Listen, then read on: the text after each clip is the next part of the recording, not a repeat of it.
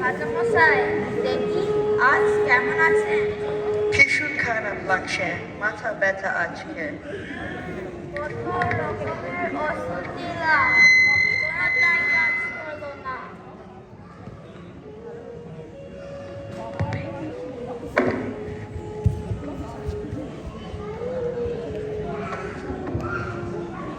এই ওষুধটা মাথা লাগিয়ে দিলাম। আর দেখি একটু বরফি কেমন লাগছে এখন? এখনো শরীরটা খারাপ লাগছে। হাত পাত সব মাঠ মাঠ করছে। আচ্ছা, আমার কাছে একটা মাদুলি আছে, তিন হাতটা পরিয়ে দিই।